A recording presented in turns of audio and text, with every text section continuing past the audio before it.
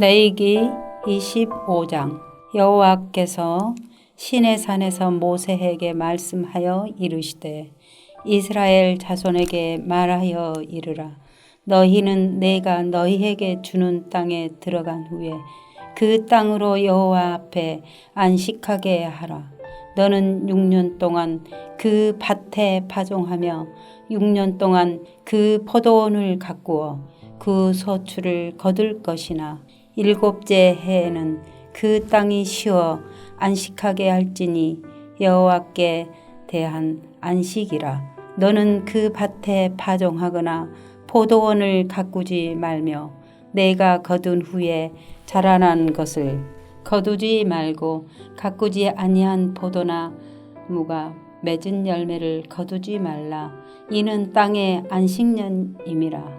안식년의 소출은 너희가 먹을 것이니 너와 내 남종과 내 여종과 내 품꾼과 너와 함께 거류하는 자들과 내 가축과 내 땅에 있는 들짐승들이 다 그 소출로 먹을 것을 삼을지니라. 너는 7 안식년을 계수할지니 이는 7년이 7번인즉 안식년 7번 동안 곧 49년이라. 7째 달 열흘달은 속죄일이니 너는 뿔나팔 소리를 내되 전국에서 뿔나팔을 크게 불지며 너희는 50년째 해를 거룩하게 하여 그 땅에 있는 모든 주민을 위하여 자유를 공포하라. 이 해는 너희에게 희년이니 너희는 각각 자기의 소유지로 돌아가며 각각 자기의 가족에게로 돌아갈지며 그 50년째 해는 너희의 희년이니 너희는 파종하지 말며 스스로 난 것을 거두지 말며 가꾸지 아니한 포도를 거두지 말라. 이는 희년이니 너희에게 거룩함이니라. 너희는 밭의 소출을 먹으리라. 이 희년에는 너희가 각기 자기의 소유지로 돌아갈지라. 내 이웃에게 팔든지 내 이웃의 손에서 사거든 너의 각 사람은 너 그 형제를 속이지 말라. 그 희년 후에 연수를 따라서 너는 이웃에게서 살 것이요 그도 소출을 얻을 연수를 따라서 내게 팔 것인즉 연수가 많으면 너는 그것의 값을 많이 매기고 연수가 적으면 너는 그것의 값을 적게 매길지니 곧 그가 소출의 다소를 따라 내게 팔 것이라. 너희 각 사람은 자기 이웃을 속이지 말고 내 하나님을 경외하라. 나는 너희의 하나님 여호와이니라. 너희는 내 규례를 행하여 내 법도를 지켜 행하라. 그리하면 너희가 그 땅에 안전하게 거주할 것이라. 땅은 그것의 열매를 내리니 너희가 배불리 먹고 거기 안전하게 거주하리라. 만일 너희가 말하기를 우리가 만일 7째 해에 심지도 못하고 소출을 거두지도 못하면 우리가 무엇을 먹으리요 하겠으나 내가 명령하여 6째 해에 내 복을 너희에게 주어 그 소출이 3년 동안 쓰기에 족하게 하리라. 너희가 8째 해에는 파종하려 하니 묵은 소출을 먹을 것이며 9째 해에 그 땅의 소출이 들어오기까지 너희는 묵은 것을 먹으리라. 토지를 영구히 팔지 말 것은 토지는 다 내 것임이니라. 너희는 거루민이요 동거하는 자로서 나와 함께 있느니라. 너의 기업의 온 땅에서 그 토지 부르기를 허락할지니 만일 내 형제가 가난하여 그의 기업 중에서 얼마를 팔았으면 그에게 가까운 기업 물을 자가 와서 그 형제가 판 것을 물을 것이요 만일 그것을 물을 사람이 없고 자기가 부유하게 되어 물을 힘이 있으면 그 판 해를 계수하여 그날은 값을 산 자에게 주고 자기의 소유지로 돌릴 것이니라. 그러나 자기가 물을 힘이 없으면 그 판 것이 희년에 이르기까지 산 자의 손에 있다가 희년에 이르러 돌아올지니 그것이 곧 그의 기업으로 돌아갈 것이니라. 성벽 있는 성내의 가옥을 팔았으면 판지 만 1년 안에는 물을 수 있나니 곧 그 기한 안에 물으려니와 1년 안에 물으지 못하면 그 성 안의 가옥은 산자의 소유로 확정되어 대대로 영구히 그에게 속하고 희년에게로 돌려보내지 아니할 것이니라. 그러나 성벽이 들리지 아니한 촌락의 가옥은 나라의 전투와 같이 물러주기도 할 것이요 희년에 돌려보내기도 할 것이니라. 레위 족속의 성읍 곧 그들의 소유의 성읍의 가옥은 레위 사람이 언제든지 물을 수 있으나 만일 레위 사람이 물으지 아니하면 그의 소유 성읍의 판 가옥은 희년에 돌려보낼지니 이는 레위 사람의 성읍의 가옥은 이스라엘 자손 중에서 받은 그들의 기업이 됨이니라.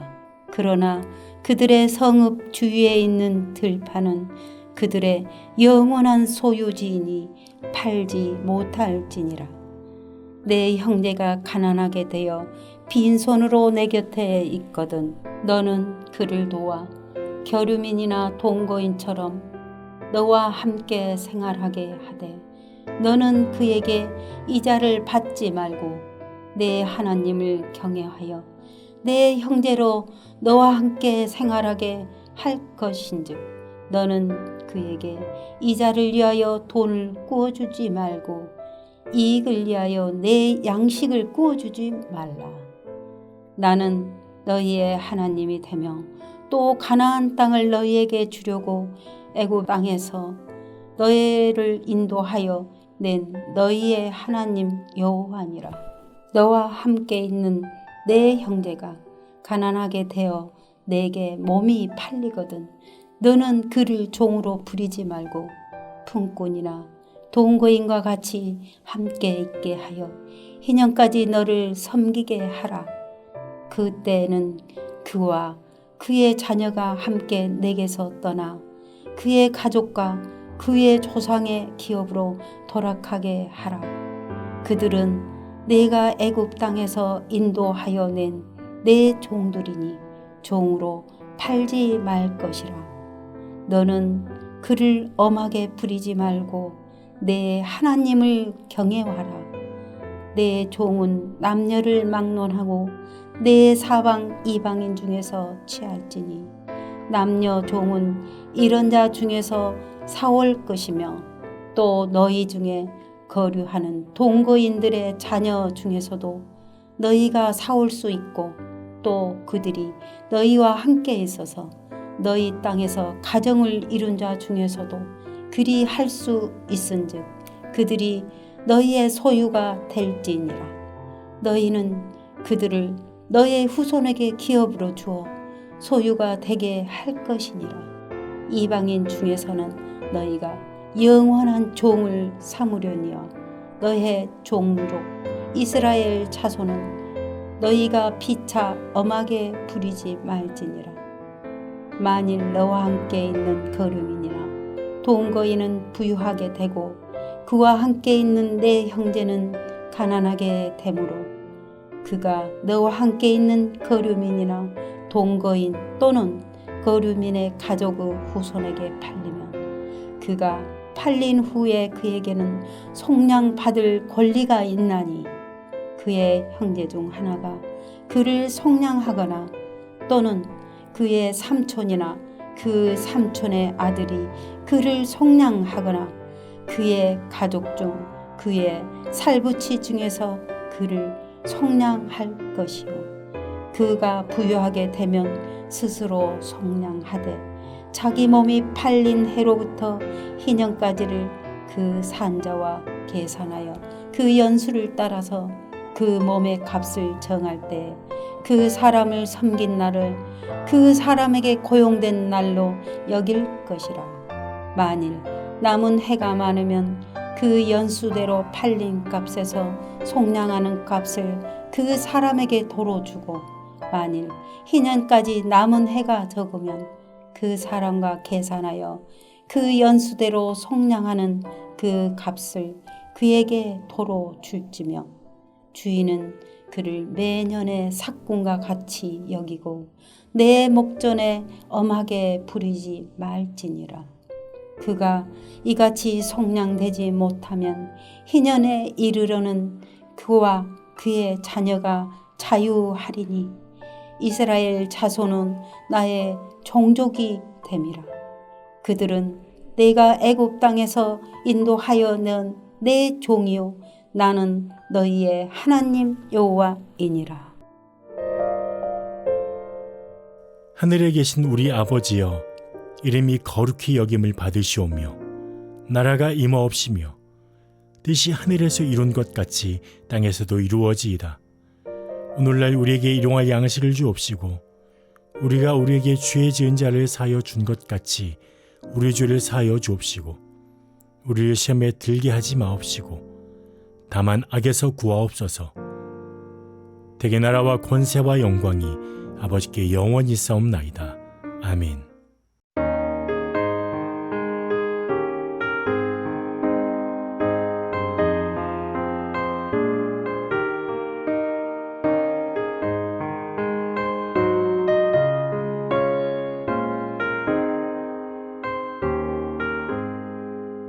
나의 영원하신 기업 생명보다 귀하다.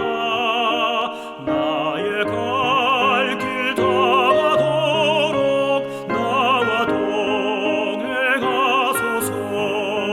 주께로 가까이 주께로 가오니 나의 갈 길 다가도록 나와 동행하소서. 세상 복 위한 일함과 모든 병에 버리고 험한 길을 가는 동안 나와 동행하소서. 주께로 가까이 주께로 가오니 나의 갈 길 다가도록 나와 동행하소서.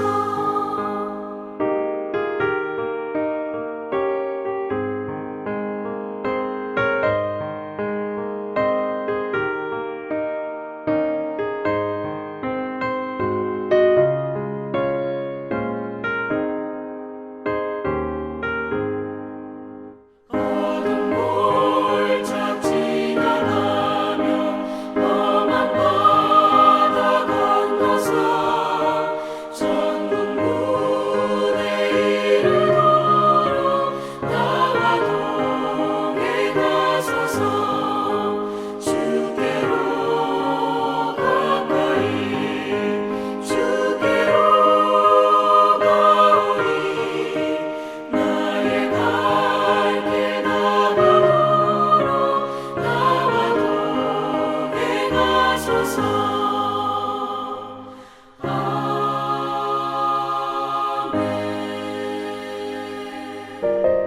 오늘 함께 나눌 하나님 말씀은 갈라디아서 4장 21절로 31절까지의 말씀입니다.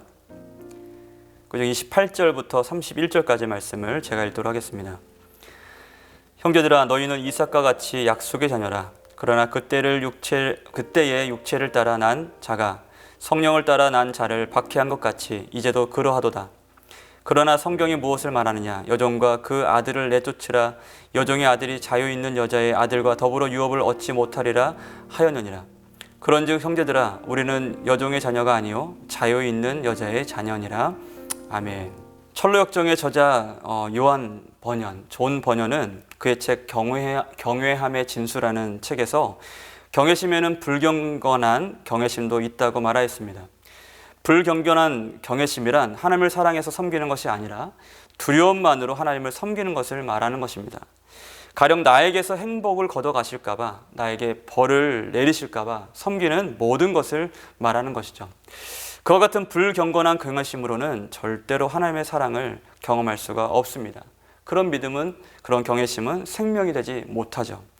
사도 바울은 바로 이 부분에 사로잡혀 있는, 이와 같은 것에 사로잡혀 있는 갈라디아 성도들에게 권면하고 있습니다. 21절 말씀 보면 내게 말하라, 율법 아래 있고자 하는 자들아, 율법을 듣지 못하였느냐라고 말씀합니다.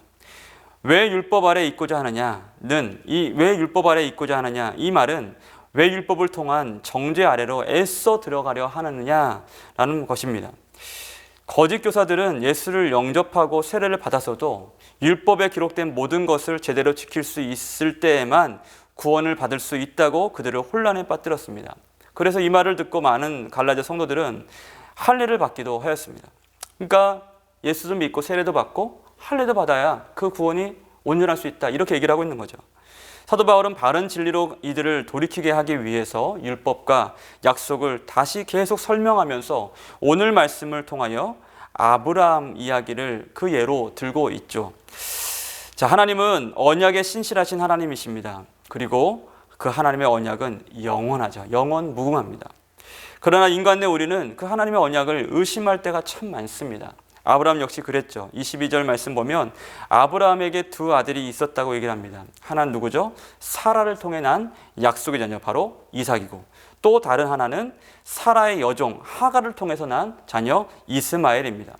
이 둘의 차이는 바로 여기에 있습니다. 하나는 약속을 따라 난 자녀이지만 다른 하나는 인간된 방법으로 태어난 자녀였다는 것이죠. 둘 다 아브라함의 허리에서 난 자녀들입니다. 그래서 하나님께서는 둘 다 축복하시고 그들의 삶을 축복하노라 약속을 하시죠. 그러나 하나님의 약속은, 이 영원한 언약은 이삭에게 있었습니다.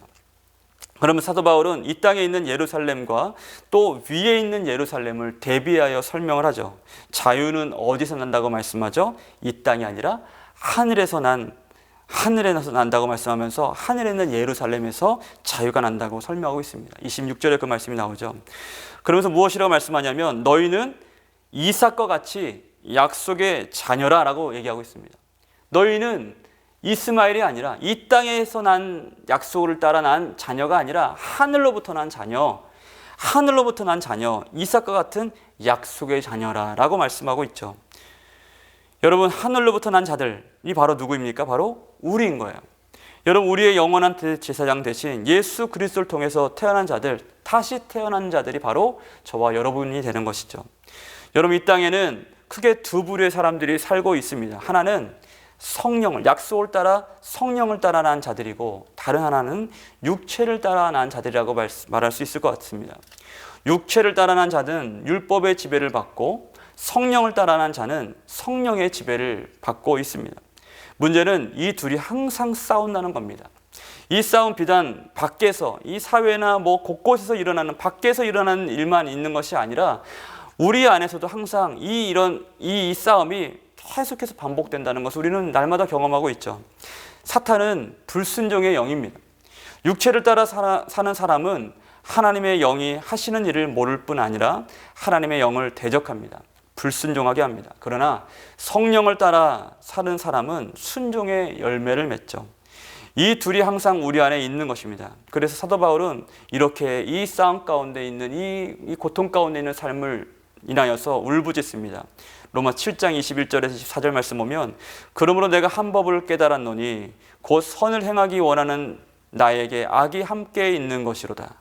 내 속사람으로는 하나님의 법을 즐거워하되 내 지체 속에서 다른 법이 내 마음의 법과 싸워 내 지체 속에 있는 죄의 법으로 나를 사로잡는 것을 보는도다. 오라 나는 공고한 사람이로다. 여러분, 이런 갈등과 이 어려움이 우리 가운데 있죠. 여러분, 육체를 따라 사는 삶은 두려움을 낳습니다. 반면 영을 따라 사는 삶은 자유합니다. 그렇다면 우리가 붙들어야 될 진리는 무엇입니까? 우리는 우리의 신실한 목자 되신 예수 그리스도의 영원한 언약의 피로 구속함을 받은 성령을 따라 난 자녀다라는 이 복음, 이 진리를 굳게 붙들고 살아야 하는 것이 우리 삶 가운데 승리의 요건이 되고 유일한 구원의 놀라운 사실이 된다는 것입니다. 여러분, 누구든지 이 예수를 믿으면 정죄함이 없습니다. 여러분, 이 사실을 우리가 믿을 수 있어야 돼요. 성령께서는 이 말씀을 계속해서 강조하여 우리 가운데 말씀하십니다. 누구든지 예수 안에 있으면 두려움이 아니라 자유함의 지배를 받습니다. 율법이 아니라 성령의 다스림과 인도하심을 받습니다. 그리고 승리합니다. 11절 말씀 보면 이와 같이 너희도 너희 자신을 죄에 대하여는, 로마서 말씀입니다. 이와 같이 너희도 너희 자신을 죄에 대하여는 죽은 자요 그리스도 예수 안에서 하나님께 대하여는 살아있는 자로 여길지어다. 여러분, 이것이 복음입니다. 내 자신이 죄에 대하여는 죽은 자요 그리스도 예수 안에서 하나님께 대하여는 살아있는 자로 여길지어다. 이 복음을 붙들고 우리가 살 수 있어야 된다는 것이죠. 우리는 하나님께 대하여는 살아있는 자로 살아가는 것입니다. 예수 그리스도는 우리를 향한 영원한 언약을 이루어 주셨습니다. 그리고 모든 선한 일에 우리를 온전케 하실 것입니다. 여러분, 이 말씀을 우리는 날마다 묵상하고 날마다 기도하는 가운데 이 복음을 굳게 붙들 수 있어야 됩니다. 사랑하는 성도 여러분, 우리는 약속의 자녀들입니다. 육체로 난 자녀가 아니라, 이 땅에서 난 자녀가 아니라 그리스도의 피로 난 영원한 언약의 자녀들입니다. 약속의 자녀라, 약속의 자녀라. 여러분, 이 약속을 붙드시길 바랍니다. 나의 어떤 신분 요건, 나의 자격 요건에 어떤 그 약속의 근거가 있지 않습니다. 오로지 하나님의 사랑 가운데 우리의 약속의 보증이 거기에 숨겨져 있습니다. 하나님께서 우리에게 도장을 찍음과 같이, 도장을 새김과 같이 우리 가운데 그리스도를 통한 이 약속을 우리 가운데 허락하셨습니다.